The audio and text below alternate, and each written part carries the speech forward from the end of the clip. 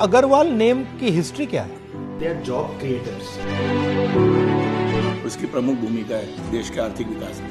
हिंदुस्तान में चैरिटी होती है उसका 66% का। अनेक स्वतंत्रता सेनानी, मीडिया जगत से हमारे अनेक लोग, उद्योगों में, फाइनेंस में, हर चीज में देश को योगदान अग्रवाल समाज दे रहा है। अग्रवाल समाज है सबसे ज्यादा व्यापार पे फोकस करता है, तो व्यापार जब करता है सब कुछ अपना दाव पे भी। छोटी छोटी कॉलोनियों में जो अपना धंधा चला रहे सर, वो बड़ा डिस्ट्रॉय हो चुका है। You are connectors in the economy. You connect the farmer to the table. You connect wood to the finished product to the kitchen. You are the connectors. They don't seem to understand that you need connectors. ये Agarwal name की history क्या है? महाराजा अग्रसेन जी हाँ। राजा हुए हैं हरियाणा में, तो उन्होंने देश को समाजवाद का सिद्धांत दिया। 1 ईंट और 1 रुपया, उनके राज्य में जो भी व्यक्ति आता था उसको 1 ईंट और 1 रुपया प्रत्येक व्यक्ति देता था, जिससे उसको कार्य करने की पूंजी और रहने के लिए आवास उपलब्ध होता था। तो वो समाजवाद के सिद्धांत के आधार पे ही अग्रवाल समाज की स्थापना हुई, जिसमें हम अग्रसेन जी महाराज हमारे पितृपुरुष हैं, माता महालक्ष्मी हमारी कुलदेवी हैं, और हमारे अनेक स्वतंत्रता सेनानी, मीडिया जगत से हमारे अनेक लोग, उद्योगों में, हर चीज़ में, फाइनेंस में, हर चीज़ में देश को योगदान अग्रवाल समाज दे रहा है। उसकी प्रमुख भूमिका है देश के आर्थिक विकास में। हिंदुस्तान में 5% लगभग अग्रवाल से, लेकिन जो हिंदुस्तान में चैरिटी होती है उसका 66% करते हैं। समाज के साथ एक सबसे बड़ी चीज है कि दे आर जॉब क्रिएटर्स। सबसे ज्यादा अगर आप देखेंगे government can give job to everybody, लेकिन हर दुकानदार, चाहे उसकी अगर चाय की भी दुकान है, जनरल स्टोर भी है, तो भी उसकी दुकान पे 1-2 लोगों को वो जॉब प्रोवाइड कर रहा है। तो सबसे बड़े जॉब क्रिएटर इंडिया में अगर कोई कम्युनिटी है तो that is Agarwal community.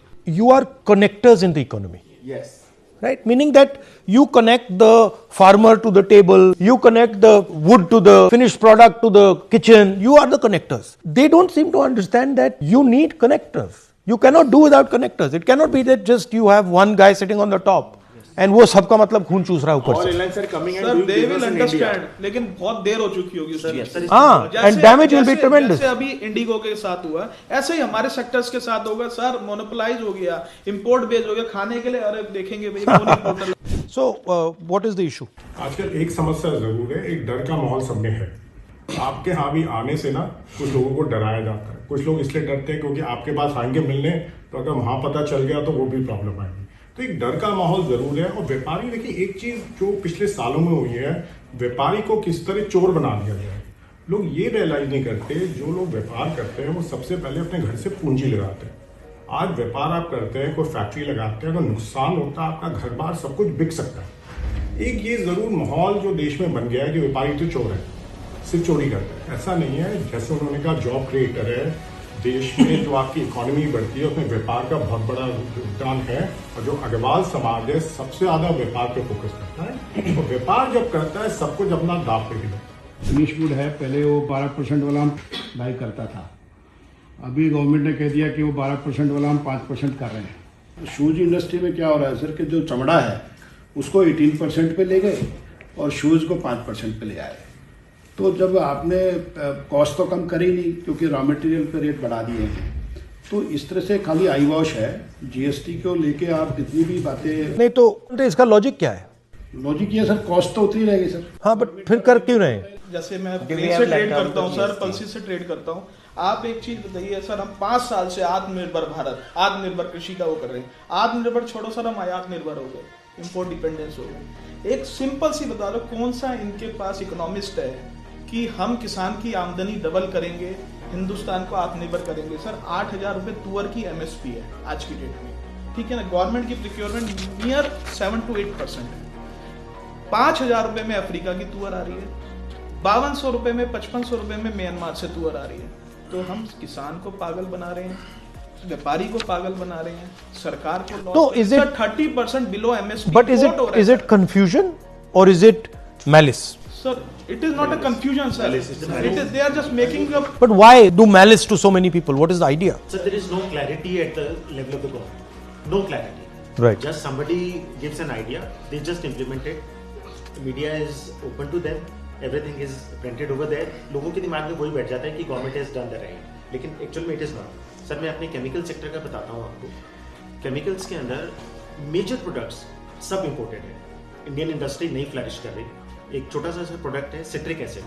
Sir कोई भी food processing industry, pharma industry उसके बिना नहीं चल सकती. Sir can you imagine not even a kg is produced in India. 1 lakh metric tons is imported every year. कहाँ से आता है? Sir China and European countries, majority China, because that is cost effective. ऐसे से बहुत सारे raw material. What I am seeing is that government has given up on the idea of production. Absolutely. कि they have just हाथ उठा लिए and they are saying कि भैया चाइना का माल यहाँ बिकेगा and that's it, खत्म. Just imported and consumed. तो what is this inverted duty structure? हम एजुकेशन सेक्टर से बिलोंग करते हैं सर. अगर आप पेपर की बात सोचेंगे तो 3 ही चीज़ें दिमाग में आएंगी, कॉपी, किताब और उसके बाद में डब्बे जिससे बनते हैं. सर तीनों ही चीज़ें हमारी जीएसटी के बाद छोटी इंडस्ट्री स्टेक पे लग गई है. नंबर 1 इज नोटबुक कॉपीज पे सर पहले आज 18% पेपर पे जीएसटी कर दिया गया है, जिससे कि 18% आपकी कॉस्ट चढ़ गई, लेकिन कॉपी को कर दिया गया 0 पे. उससे इशू नहीं है सर. इशू ये है कि 0 पे जो पेपर खरीद रहा है उसे कोई इनपुट सर्विसेज का जीएसटी बेनिफिट ब्लॉक कर दिया गया. अगर पहले जो कॉपी 50 रुपए की थी वो कॉपी आज 62 रुपए की मैन्युफैक्चरर को कॉस्ट कर रही है. वाइसा वर्सा क्या हुआ है सर कि जो बिग मिल्स हैं इंडिया के, अगर वो आज 0% पे वेस्ट खरीदते हैं और 0% पे ही कॉपी बेच देते हैं, उनकी कॉपी तो 50 रुपए की रह गई सर. और जो हजारों लाखों कॉपी मैन्युफैक्चरर्स हैं वो सब उनकी कॉपी 62 रुपीज की हो गई. वो एक भी कॉपी मैन्युफैक्चरर अगले 2 साल में दिखेगा नहीं सर. बंद करना पड़ेगा सर. इन्वर्टेड टैक्स स्ट्रक्चर का यही मीनिंग है सर कि आप 18 पे अगर ले रहे हैं, अगर वो टैक्स 5 पे होता तो गवर्नमेंट कहती है भाई 5 तो कंज्यूमर से ले लो और 13 का आप हमसे रिफंड ले लो. लेकिन अगर 18 पे वो प्रोडक्ट 18 पे वो पेपर खरीद रहे हैं और 0 पे बेच रहे हैं तो उन्हें 18 का 18% गवर्नमेंट को जीएसटी को जमा कराना पड़ेगा, क्योंकि जो भी प्रोडक्ट 0% जीएसटी में है उनका ITC input claim government block कर देती है. ये शक्ति जो करवा रही है ये कौन कौन लोग हैं? जो सरकार को चंदा देती है, जो सरकार से लाभ लेती है. So big business, big bulls, जो इंडस्ट्री चला रहा है पेपर बनाने की, बिग इंडस्ट्रियलिस्ट. सेकंड, अकेला तो नहीं करा सकता. देन बड़े हाउसेज हैं पेपर बनाने वाले. ठीक है.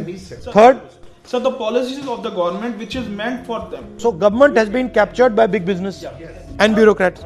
So it is a combination between big business, government and bureaucrats. मुझे ऐसा लगता है कि कुछ 100 लोगों की एक कम्युनिटी है जो आज इस देश को पूरे को कंप्लीटली रन है. वो उन्हीं की एडवाइस के ऊपर इस काम को किया. उसमें 100 लोग. We cannot have a system that is running for 5% of people. Like I talk about Jati Jangarna and I say, look, 90% of population is not being represented. But I can use that same frame here. Two guys sitting over there, that they are the 5%, वो पूरा चला रहे हैं और आप लोग मतलब डूब जाओ, मर जाओ, कुछ भी हो जाए, it doesn't matter to anybody. आज हम कृषि प्रधान देश थे, कृषि का बेड़ा गर्क हो गया सर. हमारी industry, pulses industry, rice industry, it's on the horns of sinking. It's almost sinked sir. Sir आज हम जीएसटी की बात करते हैं, कितना एडवर्टीजमेंट आता है, दालों पे जीएसटी नहीं है, चावल पे नहीं है. सर 25 किलो तक की पैकिंग पे जीएसटी है 5%. कंज्यूमर 25 किलो से नीचे ही खाता है. 1 किलो, 2 किलो, 5 किलो, सब पे 5% जीएसटी है. लेकिन the advertisement you read, there will be no GST on pulses and rice. Delhi के अंदर कोई आइटम स्पाइसेस की, ड्राई फ्रूट की कोई अपनी पैदावार नहीं है. दिल्ली एक शुरू से डिस्ट्रीब्यूशन सेंटर रहा है जिसको इस गवर्नमेंट ने ख़त्म कर दिया.